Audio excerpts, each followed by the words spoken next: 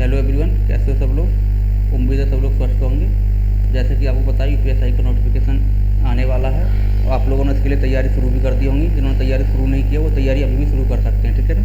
और आप साथ के साथ क्या करें, प्रीवियस ईयर के पेपर जरूर सॉल्व करें। उससे होता क्या है कि आपको पैटर्न पता लगता है कि एग्जाम ने पिछली बार किस प्रकार के क्वेश्चन पूछे हैं, किस लेवल का पेपर आता है, ठीक है ना। तो उस लेवल से आप अपनी तैयारी आगे कंटिन्यू कर सकते हो। आज के सेशन में हम 13 नवंबर 2021 का पेपर आया हुआ है यूपीएसआई का चैप्टर 1 का, वो सॉल्व करेंगे और हम सभी पेपर सॉल्व करेंगे यहाँ पर, ठीक है। जितने 2021 में पेपर हुए हैं सभी का सॉल्यूशन आपको यहाँ मिल जाएगा। आप लोग सभी जरूर देखें, इससे आपको पता लगेगा कि पेपर में हम क्वेश्चन को सॉल्व कैसे करना है, कैलकुलेशन को कम कैसे करना है और कॉन्सेप्ट को कैसे कैसे लगाते हैं, ठीक है। तो कम समय में हम पूरा पेपर सॉल्व करेंगे, ठीक है। जैसे पहला क्वेश्चन है, तो पहले क्वेश्चन में इन्होंने बोला है भाई कि कंपनी हमारे पास है, ठीक है ना। हमारे पास कंपनियाँ हैं XYZ, 3 कंपनियाँ ये, और इन 3 कंपनियों का डेटा दे रखा है, ठीक है ना। उस डेटा के बारे में इन्होंने बोला है कि 2002 से लेकर 2005 तक कंपनी X के उत्पादन में कितनी वृद्धि हुई है। तो 2002 है, तो 2002 में कंपनी X ये हो जाएगा। 2005 में कंपनी X कौन सा होगा भाई, ये होगा 79। तो 76 से 79 हो गया, तो कितने की वृद्धि हुई भाई, 3 की वृद्धि हुई है। तो 3 की वृद्धि किस हुई, 76 पे हुई है। और परसेंट की रेशो, ठीक है। तो इसकी परसेंट निकाल देंगे तो आपको निकल के आएगा कितने परसेंट की वृद्धि हुई है, लगभग 3.95 ही निकल के आएगा, ठीक है। इसको सॉल्व कर लेना आप। आगे बढ़ेंगे, आपके पास ये क्वेश्चन एक ये है, टाइम एंड वर्क का क्वेश्चन है। इसमें बोल रहे हैं पाइप ए जो हमारा है एक टैंक के लिए 699 मिनटों में भरता है। पाइप बी है इसी टैंक के लिए 1398 मिनटों में भर देता है, ठीक है ना। तो करें यदि दोनों पाइप को एक साथ खोल दिया जाए तो खाली टैंक कितने समय में भर जाएगा। तो ये आपको बताइए, इन दोनों का हम एलसीएम लेते हैं और एलसीएम जो होता होगा टोटल वर्क होता है। टोटल वर्क कितना आ जाएगा बताओ। तो इन दोनों का एलसीएम देखेंगे तो देखो ये इसका 2 गुना है, तो ये आ जाएगा 1398 एलसीएम। 699 से इसको काटेंगे तो 2 आ जाएगा। ये एक दिन में काम, इसका 1 आ जाएगा, ठीक है। तो ए एक दिन में 2 करता है, बी एक दिन में 1 करता है। तो खाली टाइम को कितने में भरेंगे दोनों मिलकर, तो ए प्लस बी दोनों मिलकर कितने में भरेंगे, इनका टाइमिंग निकालना है हमें।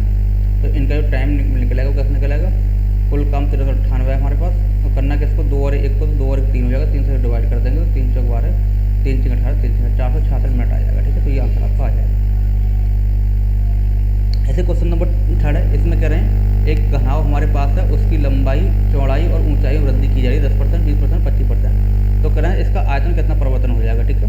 तो इसको क्या करना है, तो 10% की वृद्धि कर रहे हैं सर में, तो ये 10 से कितनी हो जाएगी, 11 हो जाएगी। 20% की वृद्धि करेंगे 5 से 6 हो जाएगी। 25% फैक्शन 1 4 होती है तो 4 से 5 हो जाएगी। तो कुल कितनी वृद्धि होगी, 5 से 5 कट जाएगा, इससे 2 3 6 हो जाएगा, 2 2 4, ठीक है। तो 20 हो गए यहाँ पे, और 11 3 33, ठीक है। तो पहले ये 20 था, अब 33 हो गया, तो कितनी की वृद्धि होगी भाई, 13 की वृद्धि हुई ना हुई। अब 13 की वृद्धि किसमें हो रही है, 20 में। परसेंट के लिए 100 लगाएंगे, 20 पंजे 100 हो जाएगा, 13 पंजे 65, तो 65% की इसके वॉल्यूम में क्या हो जाएगी, वृद्धि हो जाएगी, इंक्रीज हो जाएगा, ठीक है। आपका ये आंसर आ जाएगा, क्लियर। क्वेश्चन नंबर 3 में चलते हैं। तो देखो ये कह रहे हैं ए एक वस्तु खरीदता है और इसकी मरम्मत में इतने रुपये खर्च करता है, और बी को 20% लाभ पर बेच देता है, बी सी को 10% हानि पर बेच देता है, और सी इसको 30% लाभ पर इतने रुपये बेच देता है। तो ए ने वस्तु का कितना भुगतान किया, मतलब ए ने वस्तु कितने में खरीदी, ये पूछा, ठीक है। तो देखो यहाँ ए का पूछा है और सी का दिया हुआ है, ठीक है ना। सी का गिवन है और ए का पूछा है। तो इसके लिए हम करते क्या, पहले का पूछा हो लास्ट, पहले और लास्ट में संबंध पूछा हो तो हम करते क्या, डायरेक्ट फ्रैक्शन लिख लेते हैं। 20% लाभ पर बेचा है तो इसके लिए 1/5, तो लाभ पर 5 से 6 हो जाएगा। ये 10% हानि बेचा तो 1/10, 10 से कितना 9 हो जाएगा हानि, 10 से 9। 30% के फिर लाभ पर बेचा तो 10 से कितना हो जाएगा भाई, 13 हो जाएगा, ठीक है। ये हो जाएगा। हम इसको देखें तो देखो 2 3 6 हो जाएगा, ये 2 5 10 हो जाएगा, तो ये 250 हो जाएगा। और इधर कैलकुलेशन करेंगे तो कितना हो जाएगा, 13 में 170 हो जाएगा ना, और 3 7 21, 3 एकम 3 और 2 5, और 3 एकम 351, ठीक है, क्लियर। तो अब सी ने कितने दिए इसको पेमेंट किया है, ये कह रहे हैं 2808 का किया है, हमारा 351 का किया है।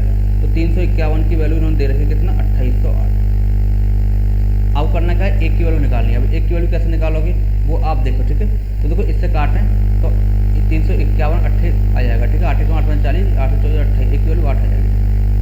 तो ए के लिए इसका भुगतान कितने का होगा, ए की वैल्यू 8 आ गई, तो निकालेंगे ए के लिए कितने का होगा, 8 8 40, 8 16 4 20, 2000 रुपये, ठीक है। लेकिन ए के लिए 2000 रुपये पड़ी है, ठीक है, नहीं। इसमें पड़ी का मतलब क्या है, देखो इन्होंने बेचा होगा तो लाभ किस पे निकाला होगा, टोटल खर्च पे निकाला होगा। तो ए ने खरीदी होगी, ऊपर से मरम्मत पर खर्च किए हैं, तो इसे मरम्मत वाले इसमें माइनस कर देंगे तो ए के खरीदने के पैसे आ जाएंगे, नहीं आ जाएंगे। तो इसे माइनस कर देंगे, कितना बचेगा, 5 9 8 और 40, 1485 रुपये आ जाएगा। कौन सा ऑप्शन हो जाएगा आपका। इस प्रकार प्रकार से आपको कृपया सॉल्व करना है, ठीक है ना। आगे बढ़ते हैं। एक है साधारण ब्याज पे एक निवेशक राशि 17 वर्ष में 2 गुनी हो जाती है, सॉरी 3 गुनी हो जाती है, तो कितने वर्ष में 17 गुना हो जाएगी, ठीक है, ये पूछा है। तो देखो एक राशि 1 रुपये से 2 हो जाती है, ठीक है ना, कितने वर्ष में, 17 वर्ष में। तो सर 1 से 2 हो रही है तो इसको ब्याज कितने का मिल रहा है, ब्याज कितने का मिल रहा है भाई, 1 से 2 हो रही है तो ब्याज 1 का मिल रहा है, तो हम बोल सकते हैं कि 1 रुपये का ब्याज इसको कितने मिला, 17 वर्ष में। हमें चाहिए 17 गुना करनी है, 17 गुना करनी है मतलब 1 से लेकर 17 करनी है, तो इसे ब्याज या इंटरेस्ट कितने का मिलेगा, 16 का मिलेगा, ठीक है। तो 1 का ब्याज मिला 17 वर्ष में, 16 रुपये का ब्याज कितने वर्ष में मिलेगा बताओ भाई, तो 16 से मल्टीप्लाई कर देंगे ना, और 16 से मल्टीप्लाई यहाँ कर देंगे, ठीक है। समझ में आ रहा है नहीं आ रहा है भाई, हाँ थोड़ा मिस्टेक हुई, 3 गुना हो रही है, सॉरी ये 3 गुना हो रही है, 3 गुना कर लेना, फिर ब्याज 2 का मिल जाएगा। 2 रुपये हो रहे हैं कितने वर्ष में, 16 वर्ष में, ये थोड़ा मिस्टेक, 2 रुपये 17 वर्ष में हो रहे हैं, तो 16 करना है ना, तो 16 के लिए यहाँ 8 से मल्टीप्लाई करेंगे और यहाँ भी 8 से करेंगे, तो 8 दून 16, तो 16 रुपये भाई कितने मिल जाएगा, 17 8 136 वर्ष में मिल जाएगा, ठीक है। कौन सा आंसर हो जाएगा, डी आंसर हो जाएगा, क्लियर। हाँ जी, ये कह रहे हैं एक पेन ड्राइव को 1710 रुपये बेचने पर एक दुकानदार को 24% की हानि होती है, तो पेन ड्राइव के लिए क्रय मूल्य पूछा है इसने कितना होगा, तो 24% की हानि होती है भाई, इसका क्रय मूल्य पूछा है, तो इसका यदि निकालेंगे तो कितना आ जाएगा बताओ। हाँ जी, तो इसका 4 6 24 हो जाएगा, वो 4 2 25 छोटे 6 हो जाएगा, 6 का प्रॉफिट हो जाएगा, ये सीपी हो जाएगा, तो आज का एसपी कितने होगा, 31 का हो जाएगा, ठीक है। और यहाँ एसपी कितने का दिया है भाई साहब, दिया है ना 1710 का, ठीक है। तो निकाल लो इसकी वैल्यू 1710 का, सॉरी हाँ, कैसे निकालेंगे भाई इसकी, तो यहाँ से 1 की वैल्यू निकाल लेना, 1710 अपॉन कर लेना 31, ठीक है। और 1 की वैल्यू जो आए उसको 25 में गुणा कर देंगे तो क्या निकल के आ जाएगा, इससे सीपी निकल के आ जाएगा, ठीक है। आप कर सकते हो, बड़ा सिंपल क्वेश्चन है, इसलिए कैलकुलेशन में आपके लिए छोड़ देता हूँ उसकी।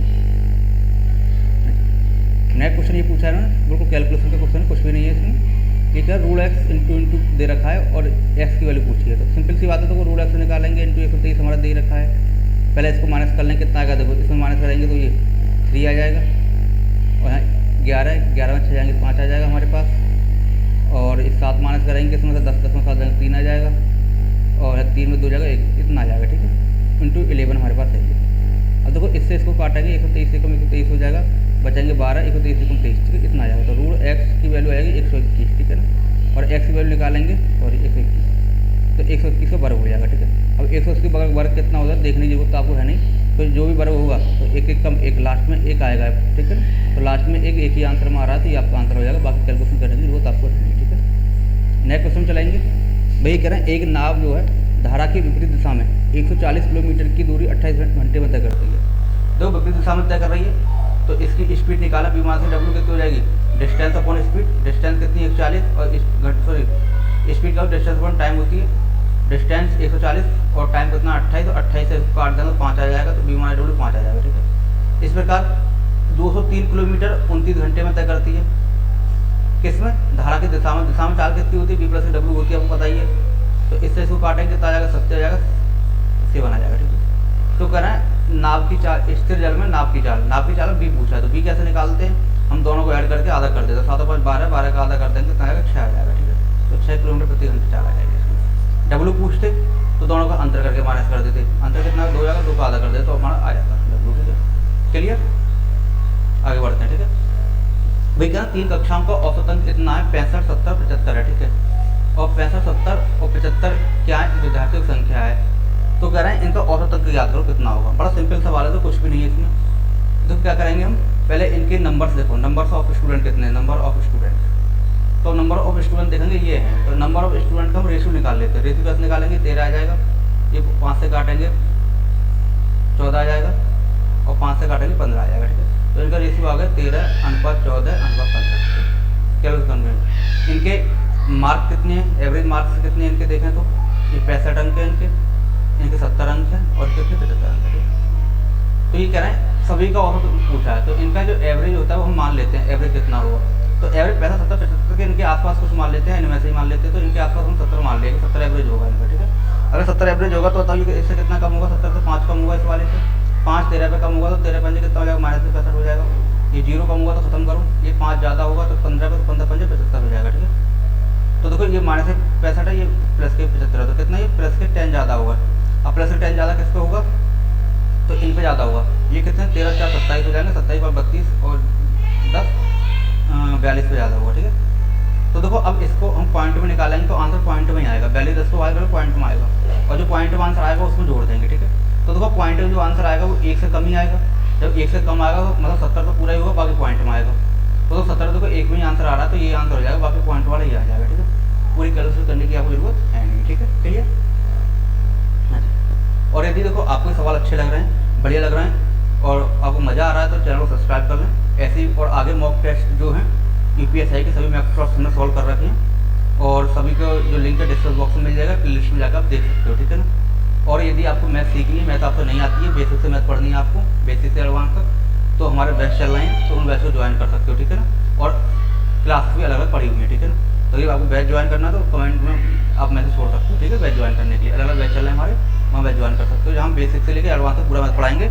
और यूपीएसआई में एक भी क्वेश्चन नहीं बचेगा जो हमारे नोट से बाहर आएगा। ठीक है, कम समय में करना सिखाएंगे आपको। ठीक है, आगे बढ़ते हैं भाई। एक दो घड़ियाँ जो हैं 90 सेकंड और 44 सेकंड के नियमित अंतराल बजती रहती है। ठीक है, अगर पहली बार 6 बजे बजी है तो नेक्स्ट टाइम कितने बजे बजेंगी। ठीक है, तो एक 90 सेकंड और 44 सेकंड के अंतराल बजती हैं, तो नेक्स्ट टाइम कब बजेंगे एक साथ, तो इनका एलसीएम जो होगा उस टाइम बजेंगे। ठीक है, तो इनका एलसीएम कितना आएगा, तो 90 का, और इनका एलसीएम लेना आपको आता होगा, नहीं आता हो तो बताऊंगा आपको। तो करते क्या है, इनके टुकड़े कर लेते हैं। ये 18 पंजे 90 हो जाएगा ना, 2 गुणा 3 के हाथ 3 3 9, 18 पंजे 90 हो जाएगा। ठीक है, इसका देखेंगे तो कितना आ जाएगा, 2 दूनी 4 तो 11 आ जाएगा। तो एलसीएम कैसे लेते हैं, जो दोनों में कॉमन मिल रहा है उसको ले लेते हैं, तो 2 कॉमन 2 के हाथ 2 ले लेते हैं, जो नहीं मिल रहा है उसको भी ले लेते हैं, इंटू 5 इंटू 11 ये आ जाएगा। ठीक है, तो इसको तुम 2 दूनी 4 और 3 3 9, 9 चौके 36 हो जाएगा, 36 इंटू 5 इंटू 11 हो जाएगा। ठीक है, देखेंगे तो 5 30 हो जाएगा, ये 5 से 15 तो 18 हो जाएगा। ठीक है, इंटू 11 से मल्टीप्लाई कैसे करते हैं, तो इसका रूल क्या होता है, 11 से मल्टीप्लाई का 0 लिख लेते हैं,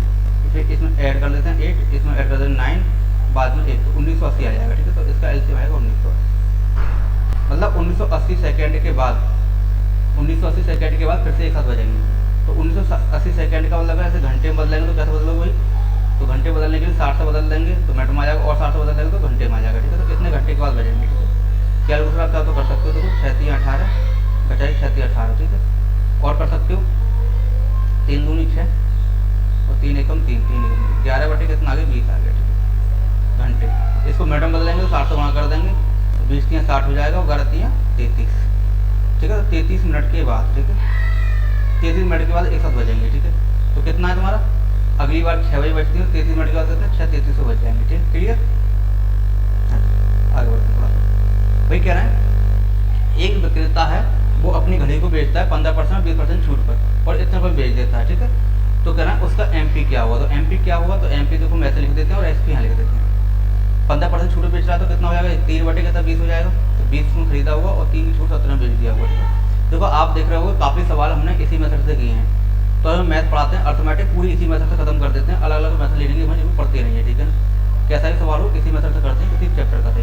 आप देख रहे हो पिछले काफ़ी सवाल ऐसे किए हैं हमने। ठीक है, 20% छूट बेच रहा है तो इसके लिए 1/5 हो जाएगी, 5 से कितना 4 हो जाएगा। ठीक है, हम देखेंगे 4 पंजे कितना हो जाएगा, 20 हो जाएगा। ठीक है, तो इसका एमपी 25 होगा और सीपी एसपी 17 होगा। ठीक है, अब एसपी दे रखा है तो 17 की वैल्यू हमारे पास दे रखी है कितने 45 220। ठीक है, तो आपको 25 की वैल्यू निकालनी है, वही हम कितने लोग काट सकता है, 17 से काटेंगे इसमें, तो 17 दूनी 34 होता है, बचेंगे कितने 11, 17 छिक्का 102, बचे 10 17 छिक्का 102, इतना आ जाएगा। ठीक है, एमपी पूछा है तो एमपी से मल्टीप्लाई कर दें 266 0। ठीक है, तो आपको जैसे मल्टीप्लाई करोगे इसका आराम से आपका आंसर आ जाएगा। ठीक है, जो भी आंसर आएगा आप बता देना। ठीक, कितना आएगा, मल्टीप्लाई आराम से कर सकते हो। क्लियर। हाँ जी, आगे बढ़ते हैं। देखो ये कह रहे हैं ये फ्रैक्शन दे रखी है, इसका पूछा मान कितना होगा। तो देखो ये फ्रैक्शन क्या है, रिपीटेशन वाली फ्रैक्शन है, इसमें देखो कोई ना कोई अंक रिपीट हो रहा होगा। तो देखो 68 बाद में रिपीट हो रहा है, तो 0.4 लिखेंगे और 68 में बार लगा देंगे। ठीक है, इस प्रकार जो रिपीट होता है सॉल्व कैसा 468 हो जाएगा, जिसमें बार नहीं है उसको माइनस कर देते हैं हम, और जिसमें बार है उनकी जगह 99 लिख देते हैं, और जिसमें बार नहीं है उसके लिए 0 लगा देते हैं। ठीक है, तो कितना 464 आ जाएगा। ठीक है, अपन कितना आ जाएगा 990। कौन सा ऑप्शन आ रहा है बताओ जल्दी से कमेंट में, ये आ रहा है। ठीक है, और जो बच्चे क्लास देख रहे हैं वो एक काम करें, कॉपी पेन लेके बैठे सवाल सॉल्व करें और वीडियो पॉज कर करके सवाल सॉल्व करते रहें। ठीक है ना, और कमेंट में बताएं आपके कितने क्वेश्चन सही गए। ठीक है ना, और कोई भी इंक्वायरी हो तो आप कभी पूछ सकते हो मुझसे। ठीक है, कोई दिक्कत नहीं भाई। क्या ना, 2 रेलगाड़ी जो है एक स्टेशन ए से और बी की ओर जाती है। ठीक है, एक रेलगाड़ी जो है स्टेशन ए से कहाँ जाती है, बी की ओर जाती है, कितना 28 की चाल से जाती है। ठीक है, 28 में 208 की चाल से जाती है, किलोमीटर पर आवर की चाल से जाती है। ठीक है ना, और 45 मिनट के बाद दूसरी गाड़ी 20 से चलती है, 45 मिनट के बाद एक गाड़ी 20 से चलती है इधर के लिए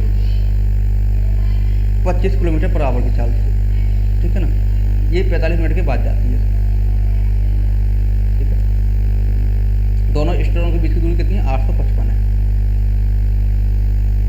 तो कह रहे हैं दोनों रेलगाड़ी ए से कितनी दूरी में मिलेंगी, दोनों रेलगाड़ी ए से कितनी दूरी में मिलेंगी, ये पूछा है। ठीक है, तो सिंपल सवाल है, इसको हम करते क्या है, पहले इनका समय समान करते चलने का समय समान कैसे करेंगे, तो बी जो चलेगी यहाँ से और बी चल के यहाँ आ जाएगी, कब, 45 मिनट के बाद। तो 45 मिनट में कितना चलेगी, तो 45 मिनट 25 किलोमीटर प्रति घंटा की चाल चल रही है, 45 मिनट कितना चलेगी, तो 45/60 हो जाएगा, होगा ना, होगा, 15 3 45, 15 चौका 60, तो 25 3 75/4 चल लेगी, बोलो हाँ या ना, क्लियर। हाँ जी, अब 75/4 कितना चल लेगी, तो 4 एकम 4 बचे 3, 4 अट्ठे 32 बचे 3, 4 7 अट्ठे 18.75 चल लेगी, 80.75 मिनट में चल लेगी। ठीक है ना, तो इनके बीच की दूरी कितनी रह जाएगी, वो देख लो, 0.5 यहाँ लग जाएगा। हाँ, 14 में 7 जाएंगे, कितना बचेगा भाई, 14 में 8 जाएंगे, 6 बचेगा हमारा, यहाँ बचेंगे 4 में से 3 और 8 36 में 25। ठीक है, इस डिस्टेंस को कवर करेंगे जो कैसे, सापेक्ष चाल से। ठीक है, तो अब लगा लो कि कितने टाइम के बाद इसे कवर कर लेंगे, टाइम निकालेंगे, मिलने का समय निकाल लो पहले। तो बीच की दूरी कितनी है, 836.25 आ जाएगी, और स्पीड कितनी है, ये 208 से आ रही है, ये 25 से आ रही है, दोनों कितना की 233 हो जाएगा। ठीक है ना, क्लियर। अब एक काम करोगे, यहाँ से टाइम निकाल लोगे, जो टाइम आएगा उस टाइम की मल्टीप्लाई किससे कर देना, ये क्या है, ए से कितनी दूरी पर मिलेंगी, तो जो टाइम आएगा उसकी मल्टीप्लाई 208 से कर देना, तो पता लग जाएगा कितनी दूरी पर मिलेंगी। ठीक है, इसकी मल्टीप्लाई 208 और कर देंगे, दूरी आपकी निकल के आ जाएगी। ठीक है, इसकी कैलकुलेशन आराम से कर लेना और आंसर आपका आ जाएगा। ठीक है, आगे बढ़ते हैं। ठीक है, तो बड़ा सिंपल सवाल है ये, वो बड़ा फेवरेट सवाल है, एग्जाम में बहुत पूछे जाते हैं इस प्रकार के सवाल, एग्जामर का ये फेवरेट सवाल में से एक है। ठीक है, ये कह रहे 645 को हमने 40 से 645 किसी कोई संख्या है उसको 645 से विभाजित किया तो 40 शेष आया। ठीक है, तो कहें इसी संख्या को, जो संख्या को 43 से भाज्य करें तो क्या आएगा, तो आपको पता है कि 43 से देखो ये कट रहा है, नहीं कट रहा है, तो 43 से देखो ये कम्प्लीटली कट रहा है। ठीक है, 43 से 645 कट रहा है। ठीक है, तो हम करते क्या, जो शेष बचता है उसी शेष को इससे भाग कर देंगे, जो शेष आएगा वो उस संख्या को भाग करने पर आएगा।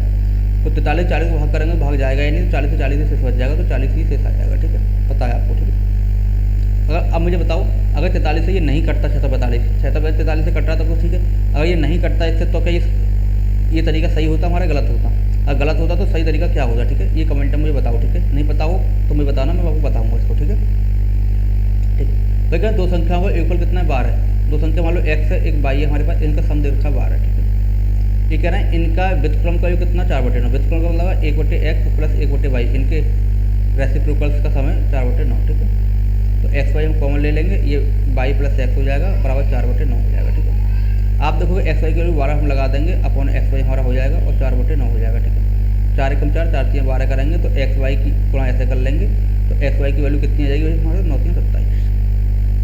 तो बताओ ऐसी कौन सी संख्या है जोड़ने पर 12 आती हैं, गुणा करने पर 27 आती हैं, तो 9 और 3 ही तो होंगी, 9 3 12 और 9 3 27, तो एक संख्या 9 हो जाएगी, एक 3 हो जाएगी। तो करें बड़ा अंक बताओ, तो बड़ा अंक क्या होगा, 9 हो जाएगा। ठीक है, ये हो जाएगा, क्लियर। हाँ जी, आगे बढ़ा भाई, ऐसे तो कोई सवाल दे रखा है, ये कह रहे हैं average production of the 5 year bar minimum of this company. तो 3 कंपनी हमारे पास हैं, एक्स वाई जेड, तो इन तीनों में सबसे कम एवरेज किसका रहा है। ठीक है, तो देखो अब बहुत से बच्चे क्या करेंगे, इनका एवरेज निकालना स्टार्ट कर देंगे। देखो एक्स का एवरेज, वाई का एवरेज, सबको एवरेज निकालो तो टाइम बहुत लग जाएगा। ठीक है ना, एक ससरी नज़र से यही देख लो, देखो इसमें क्या है, देखो जो जेड देखो सबसे कम है, इसमें देखो जेड सबसे कम है, इसमें जेड सबसे कम है, इसमें जेड सबसे कम है, इसमें जेड सबसे कम है, तो जेड है सबसे ही कम है, तो इसका एवरेज सबसे कम होगा। तो क्या जब सॉल्व करने का आराम से जेड आंसर हो जाएगा। ठीक है, एग्जाम में ये तो देखना होता है, एग्जाम में क्या होता है आपके दिमाग से खेलता है, या तो आप एग्जाम के दिमाग से खेल लो या वो आपके दिमाग से खेल लेगा। ठीक है, अगला क्वेश्चन। ठीक है, वही कह रहे हैं डिफरेंस पूछा है between production of company Z in 2001 and company Y 2012। ये कह रहे हैं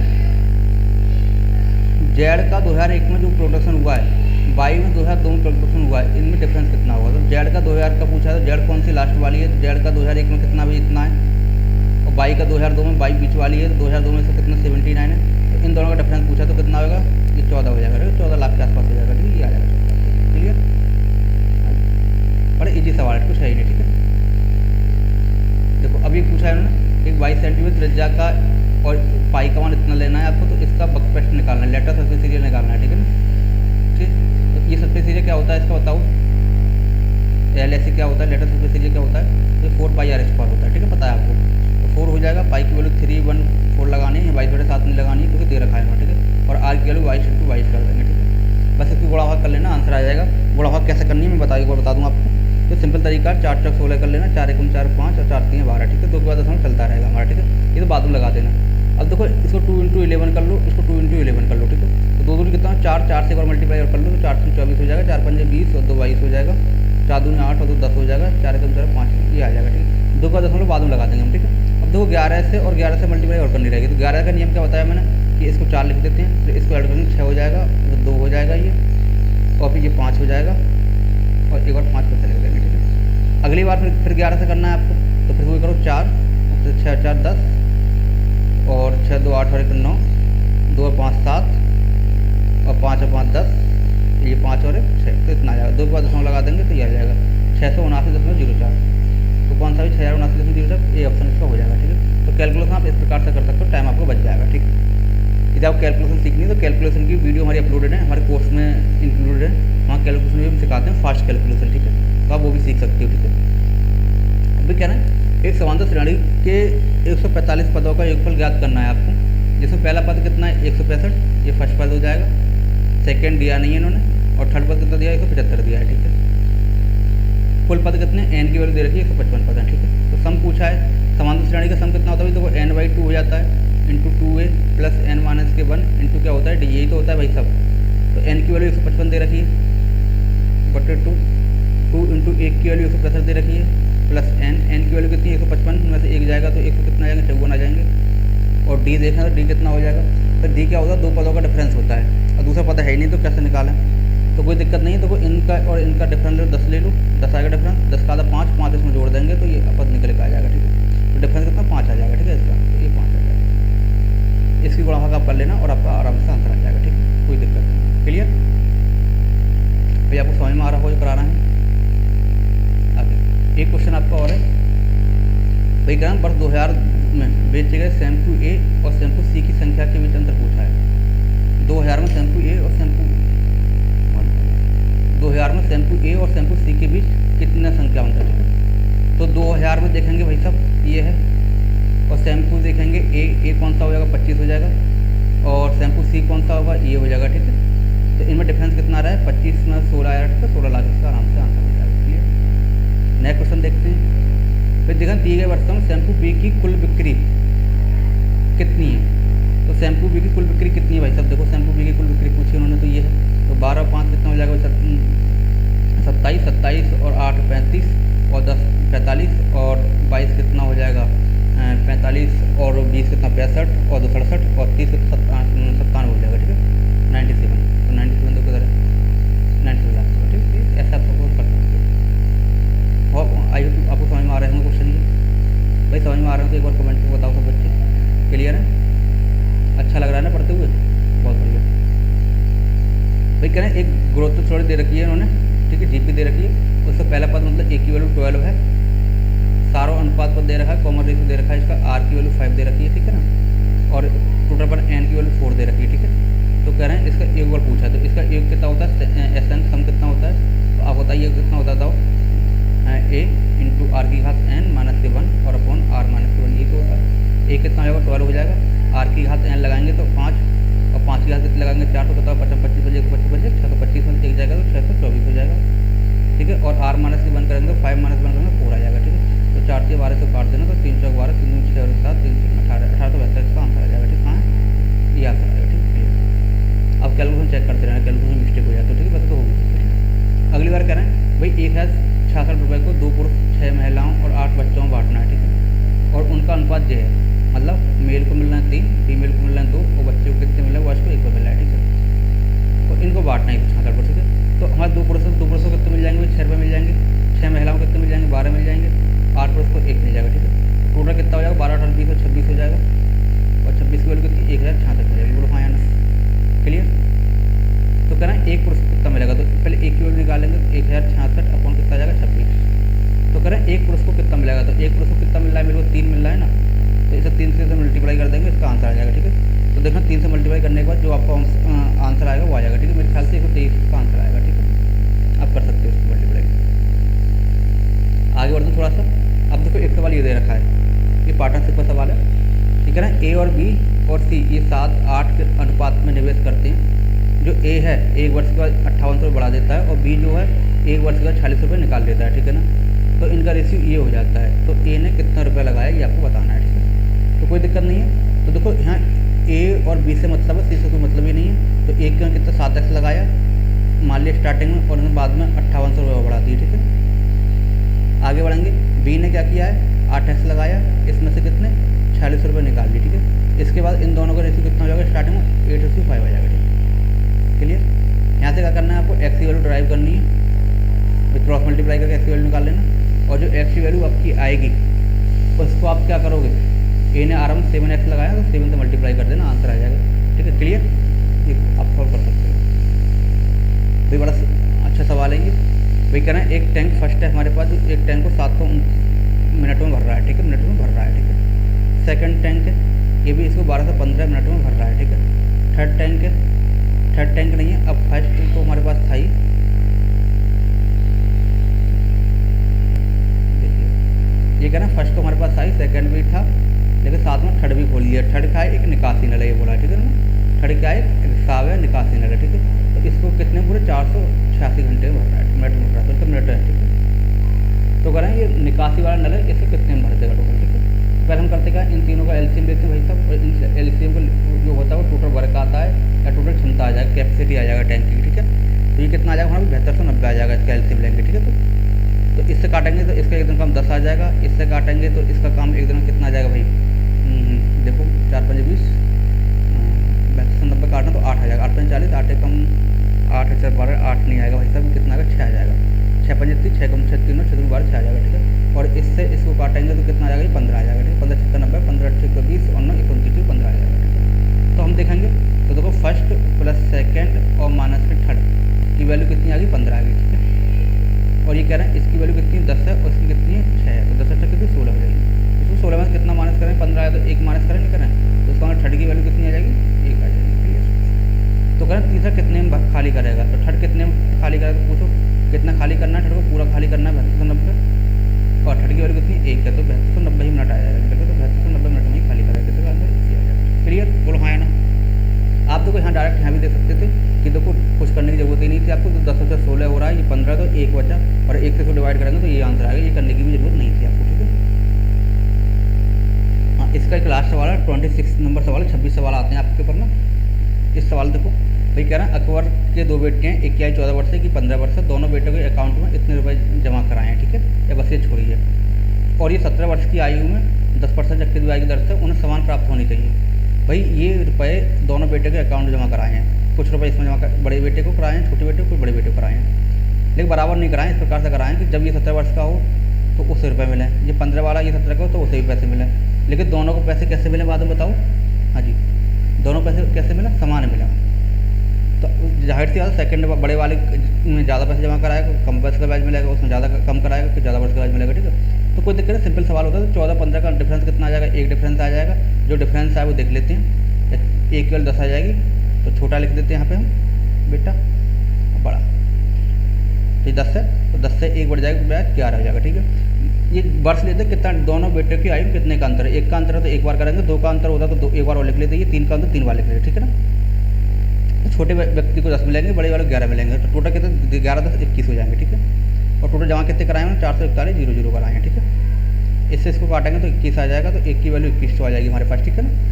तो कहना है छोटे बेटे का हिस्सा पूछा है, छोटा बेटा ये है 10, तो 1 की वैल्यू 21 हो जाएगी, इससे गुणा कर सकते हैं आप, तो कितना 21,000 रुपये आ जाएगा। तो कोई समस्या तो 21,000 रुपये छोटे बेटे को मिल जाएंगे, ठीक क्लियर। तो आई होप आपको मॉक टेस्ट अच्छा लगा होगा, मज़ा आया होगा, ठीक है। कम समय में सॉल्व किया है हमने, ठीक है ना। यदि आपको और पेपर सॉल्व करने तो डिस्क्रिप्शन में लिंक दे रखा है, और टेलीग्राम चैनल आप ज्वाइन कर सकते हो जाके, वहाँ सभी मॉक टेस्ट मिल जाएंगे आपको, और वहाँ आपको PDF भी मिल जाएंगे, ठीक है। UPSC की तैयारी करने के लिए जो मटेरियल वो डालते रहते हैं हम, ठीक है ना। और बाकी किसी को मैथ पढ़नी है, बेसिक से लेकर एडवांस तक पूरी मैथ पढ़नी है, तो हमारे बैच चल रहे हैं, आप बैच ज्वाइन कर सकते हो। और बैच ज्वाइन करने के लिए आप कमेंट में मैसेज कर सकते हो, या बैच को डायरेक्ट ज्वाइन कर सकते हो, ठीक है। Thank you for watching.